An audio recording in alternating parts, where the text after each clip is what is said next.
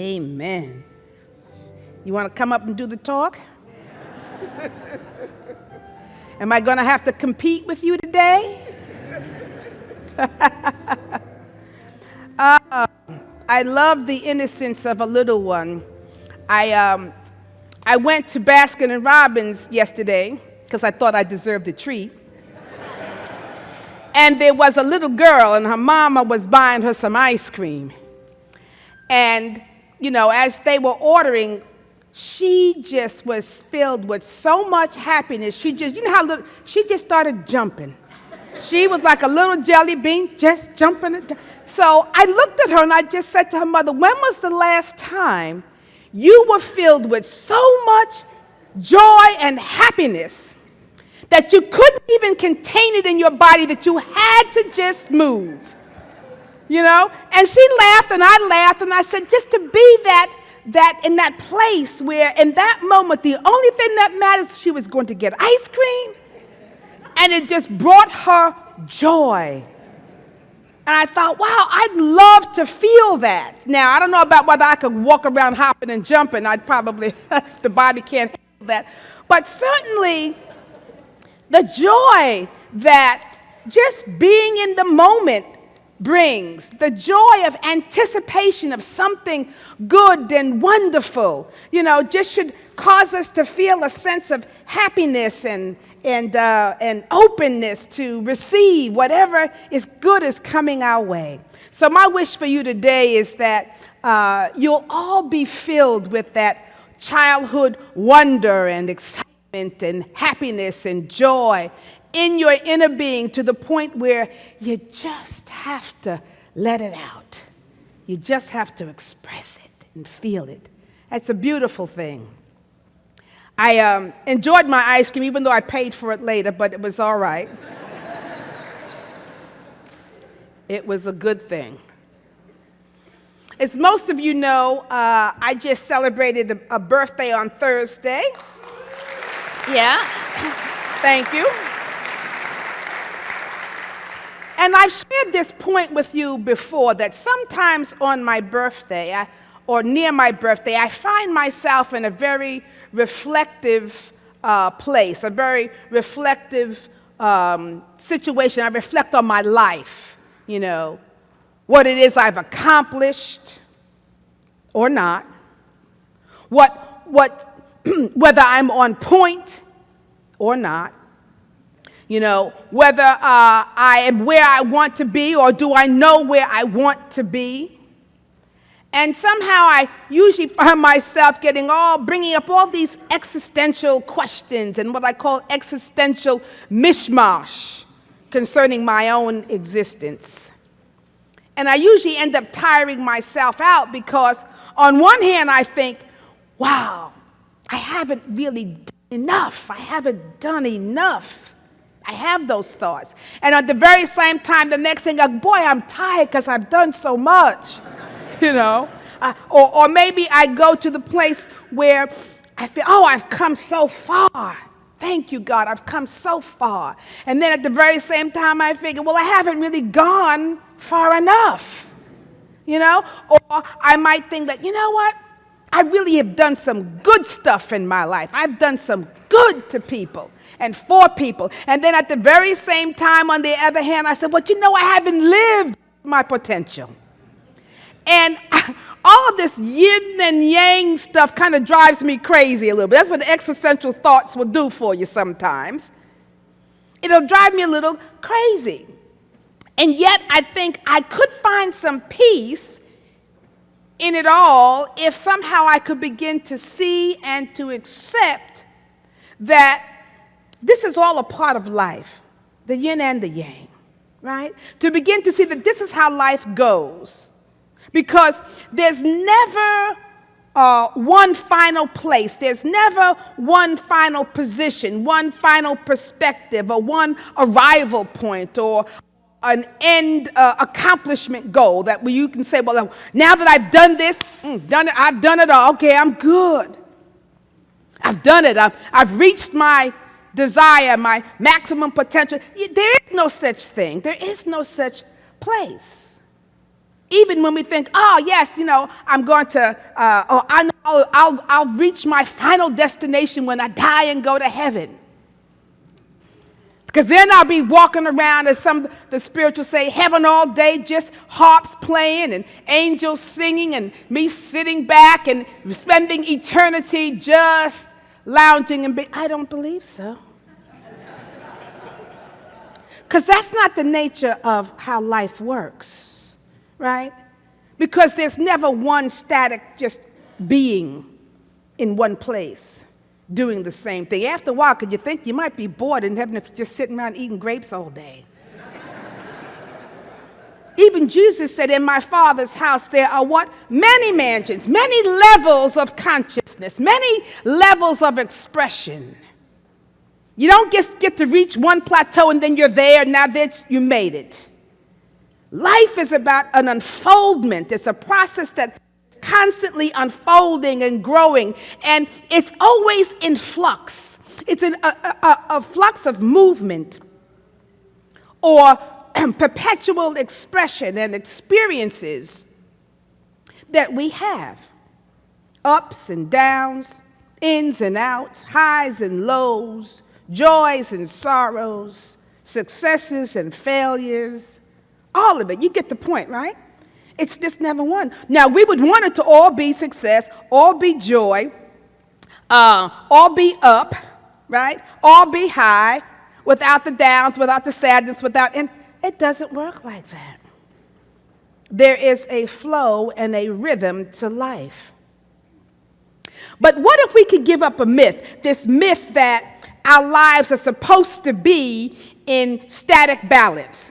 You think, if I could just find this level of peace right here, if I could just be right here, yeah, this is where, if I could just manage to stay here. So what if we could give up this myth that life is supposed to be this static balance, right? We've all heard of the work-life balance phrase, right? That's a new catchphrase. Everybody's supposed to try to figure out how to get work-life balance, meaning that, within there's our working life, but we should also allot some time to our personal interests that we might have, or some time to our families, or some time for our social expression and gathering, or maybe leisure time, but somehow there needs to be a balance, work-life balance, so that we have all of that. And all of that is well and good, and that is needed.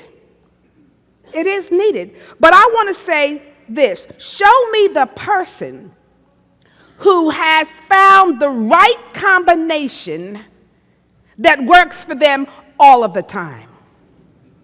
All of the time. They've got 10%, maybe 50% toward work, and 25% toward family, and 5%. Show me that person that somehow has this combination where they're able to be totally balanced. They have work-life balance, or they have balance in their life so that they're right here. Well, that doesn't exist. That doesn't work, because things are going to get off track. Right? Things are going to move out of alignment from time to time. There are going to be things that will demand or require more of our time and more of our attention on any given moment in time. You might be at work, on a project, and it's going to take you away from family time. That might have to happen. Or perhaps you're at work and something happens and family time, you have to devote more time to family. Or maybe it's time for you to develop more time for relationship. Relationships can only grow when you devote a certain amount of attention and time. If you neglect to relate, you will not have a relationship. Right? What happens is people take each other for granted. I'll get to them later. I'll deal with them later. And it's always later. And you look up and then there's, what happened? So it doesn't work. There's not going to be a magic formula. So instead of trying to find the right work-life balance point or formula for such, or trying to find where we might experience balance as a point of equilibrium, everything being equal, everything being clear right here, balanced, or as some kind of static place or a static goal. Instead of seeking that, why not simply begin to take notice of where we are at any given point in time. And in this noticing where we are in any given point in time, to notice, well, what is required at this time? Is it that I need to be still? All right. Is it that I need to move more in here? Okay. I need to do less of that? All right. More of this. You see, this is the point. In other words, what's needed is not a balance that is static, but a balance that is fluid. We want to be balanced, but it's never this. It has to be fluid because life itself is not static. Life is constantly in motion. There's a motion to life, right? Now, we might not want to have great highs and great lows, but if we could find a place where we have a rhythm to our balance, not this or this, because that doesn't exist. There's always some fluidity that takes place that will help us to understand whether we are in balance. There's movement and then there's rest, right? There's ebb and flow, waning and waxing, rising and falling. This happens throughout the universe. So the key is for us to begin to note which expression is active at any given moment. Is this a moment requiring me to be still? Is this a moment when the Spirit says I need to move? You know that song we used to sing? When the Spirit says sing, I'm going to sing when the Spirit says sing. I'm going to sing when the Spirit says sing. I'm going to shout when the Spirit says shout. I'm going to rest when the Spirit says rest. I'm going to move when the Spirit says... But finding what is being called for in my life at any given time. Because this is the same process that works for our lives. We know that we're made up of many different aspects or phases to our own, even our being. We're spirit, soul, and body. That's our makeup. We are spiritual beings, soul or mind, spirit, mind, body. We're spiritual beings. We are also mental beings, and we are physical beings. And sometimes those aspects of ourselves, keeping up with them, and then it takes a little bit, right? Because you can't just be all up into the physical, gratifying and healing the physical, and you have no balance in your spiritual nature. You can't be all mental and all of a sudden you forget the spirit. There's a balance we have to find within that and how to flow between our own nature. Sometimes we know that we can be conscious and we can be unconscious. That too is a part of our nature. We're awake and we're conscious and we're thinking, but yet there are times when we are totally clueless. We're not aware of anything. We're unconscious. And the subconscious is working, as opposed to the conscious mind. We know all of these things. We know that sometimes we can express from our head, or we can express from where? From our hearts, right? And so how do we keep that in balance? Because at any given point we may be, and knowing where we are in any of those facets is crucial to how we are experiencing life. Because if you're unconscious and you don't know you're unconscious, that will affect your choices, right? If you're in your head and you don't know that you're in your head, that's going to affect when maybe the heart is being called for. So knowing where we are is important. I know that there are times when I get stuck in my head. And I can tell because usually I might be worrying a little bit more than normal. Or maybe something has happened and I have a little challenge, so I have these rehearsed conversations with people, saying what I really want to say and I didn't say, or what I should say, I should have done that, and I'm all up in the conversation, right? Or sometimes maybe I have thoughts that keep repeating themselves. I think I finished with that thought. Next thing I know, it comes around the back door, and it's another thing, and I have these repeated thoughts. I'm in my head. Sometimes I might let fear consume me, on and on and on it goes. So we can tell when we're in our head. The key is that when I am in that state, eventually I recognize that something has to change, that something is amiss. Either I'm doing this, or I've got conflict going, I'm in flux, and say, wait a minute, something, I need to wake up, I need to see. Something has to change. I need to maybe get out of my head and move out of this state and move into something that's more healing, something that's more centered, something that's going to get me into my heart, right? a little bit, where I can rely upon the wisdom of the heart or access the wisdom of the heart. See, we don't recognize that the heart does have wisdom. Actually, it has greater wisdom than the head. But sometimes we're into the head wisdom and logic and reason that we forget that the heart has a deeper knowing. So maybe I need to move from this knowing to this knowing. And for me to recognize when is it time to get out of here and move into here. Now, this place here is a lovely place to be, you see, but the opposite can also be true, which means sometimes we can get stuck in the heart, meaning stuck in our feeling nature, stuck in our emotional nature, right? And we know when we've been that, maybe we're overtaken by anger, and I'm stuck in my anger. Or perhaps maybe I'm overtaken by a deep sense of sadness. Or maybe even grief, where it's normal to grieve, but however, if it's now 10 years that I'm stuck in my grief, that I can't move beyond to engage life fully and from a balanced point of view, that's not serving me well. Maybe I'm stuck perhaps in resentment, meaning I keep resending the same feelings over and over and over. So now that's what resentment is resending an emotion to yourself again and again and again. So now I've got resentment going on. Or maybe feelings of jealousy. Jealousy have reared its ugly head in your heart. Right? Because we have those moments. It's reared its ugly head in your heart.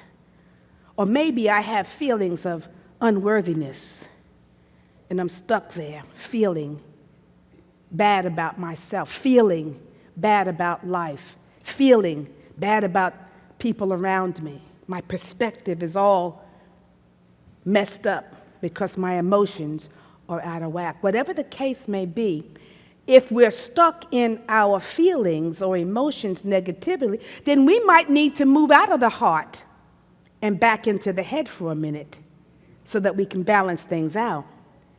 Maybe you need to tell yourself the truth about what's really in your heart. What's the truth about your anger? What's the truth about your hurt? What's the truth about feelings of unworthiness? And you might have to bring it up to the head so that you can see it. So it's not that we want to be in one place over the other. It's how do we maneuver so that there's a flow between when we need to be in the head and when we need to be in the heart. So we get a sense of what is being called for at this particular time. See, and the good news is that we have the ability to recalibrate our lives. See, that's the good news, right? But you got to recognize that something is amiss, right?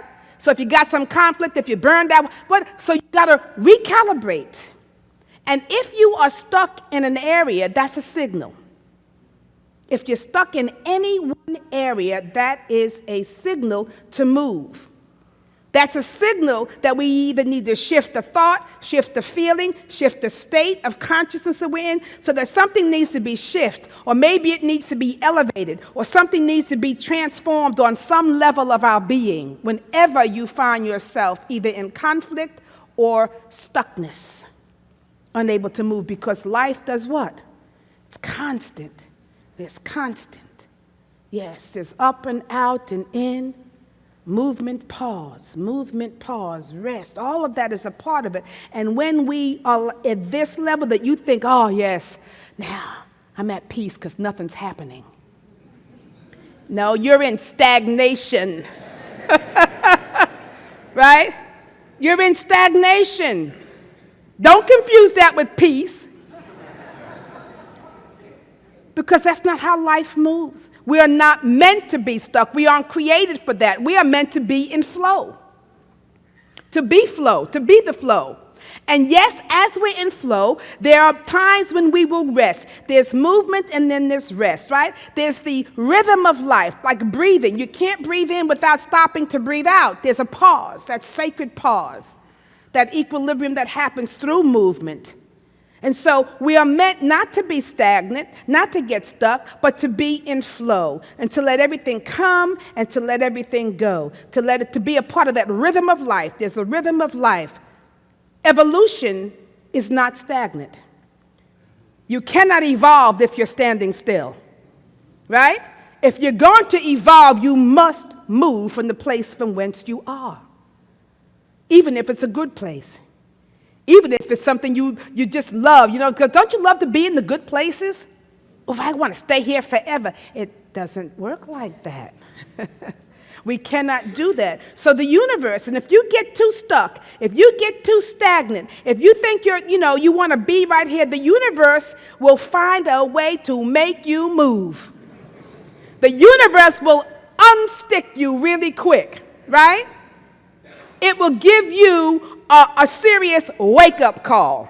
Anybody ever get a wake-up call from the Spirit? Yes. When you get too comfortable, right? It's going to move you. Stephen Covey said this. He said, in the absence of wake-up calls, many of us would never really confront the critical issues of life. Without a wake-up call happening, you might just get too doggone comfortable. And you really don't want to look at what needs to, okay, I really don't want to deal with that. I really prefer to stay. This is good right here. I'm good. Got my little space. My 3 feet, what is it? My 3 feet of this is my domain, my personal domain. I'm good. I don't need to move out. I don't need to move in. No. The universe will not allow that to happen. It's not the nature. So you get a wake-up call. And the more you resist, the louder the call becomes. Right? Sometimes when you need to move, the Spirit's going to move you. And sometimes when you need to be still, Spirit's going to make sure you know. So now I'm getting I go, you know what? I hear you. I need to be still. Let me rest. I want to go, go, go. And Spirit says, time to rest. You don't hear it, you get a wake-up call. If you're constantly resting, I just love to watch the grass grow, you're going to get a wake-up call. This is the way life works. So the thing is that you find your rhythm. So look at your life. What is happening in your life right now, and what is life asking for you? What is needed in your life right now? Are you in flow? Are you in the flow, or are you stuck?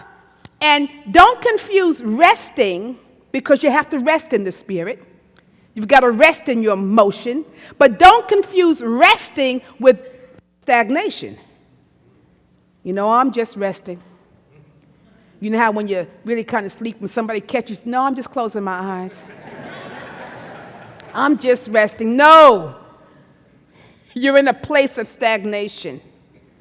So understand what is happening, finding your rhythm of when it is that you have to move. Can you be in a contemplative place of life without being complacent?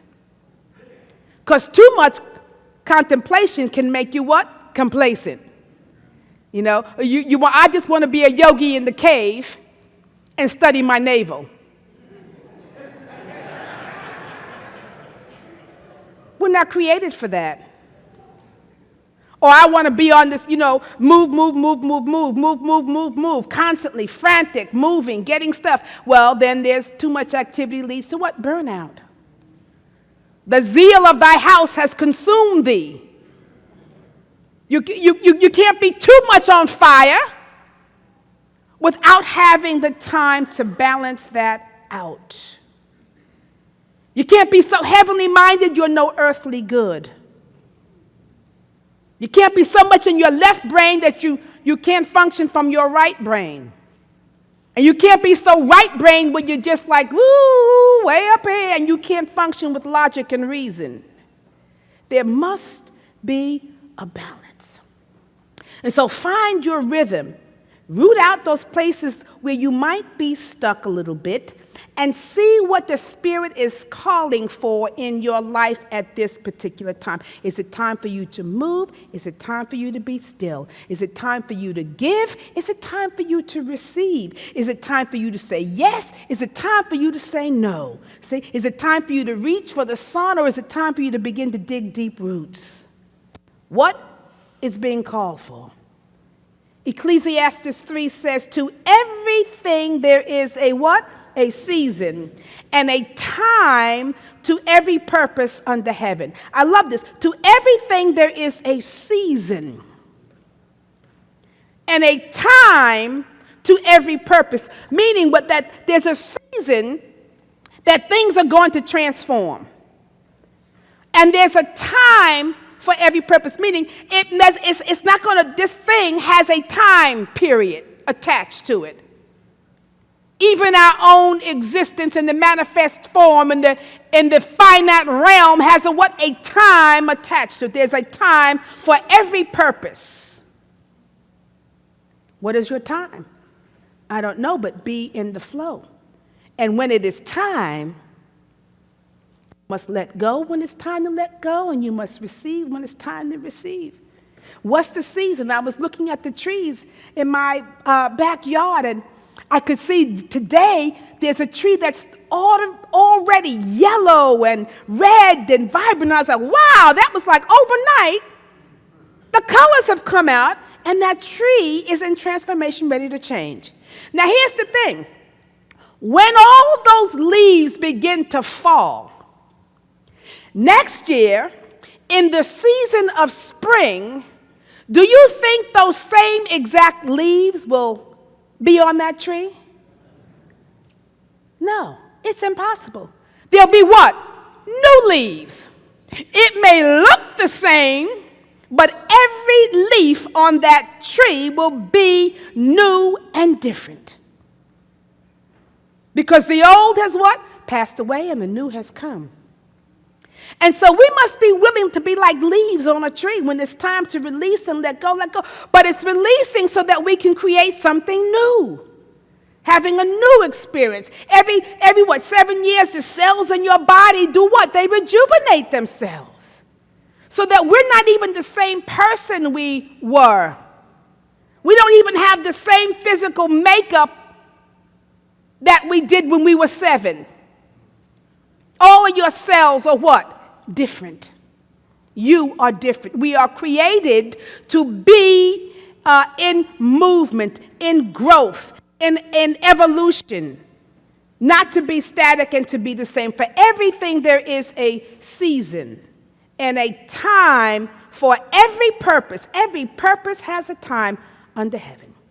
So nothing stays the same in the infinite, the finite world. In the infinite world, there's still unfolding and growth. I always say nothing is the same except the divine creator. But even in God, there is what? Constant evolution, expansion, growth. When Jesus said, in my Father's house there are many mansions, your house is your what? Consciousness. So there are many levels of consciousness. So we are created in an ever-expanding, we're meant to expand and to grow in consciousness, in thought, in perspective, in feeling. If you're thinking the same way that you thought 30 years ago, you're dead. You haven't been. There's nothing alive about you, right? Because well, really you're unconscious because you have changed. But constantly expanding your perspective, your consciousness. Don't be afraid to change because it's going to happen, whether we are with it or not. So just know the season. Is my season? Is it time for me to change? Is it time for me to move? Is it time for me to grow? Or am I in the season of rest? Am I in the season of being still so I can gather my forces and my energy and my strength to be renewed for the next phase of my life? Where am I? Whatever is happening in your life, it will change. And whoever can find peace within that thought will have found the secret to life. Whatever is in your life will change because everything comes to pass. It will come to pass. Your thoughts will come into manifestation and they will pass. Everything. So the point is, can you find peace in this rhythm? Letting go, letting God. Taking it in, letting it go. Enjoying, releasing. Moving up, moving down, moving in, moving out, ebbing, waning, waxing, flowing. That's the secret. Not resisting, trying to hold, nothing stays the same. Nothing except for God the good. So get in the rhythm of life. It's the only place to be. Because in that rhythm, there is just simply the freedom to be, in the flow. Namaste. And blessings. Blessings. Blessings. Namaste.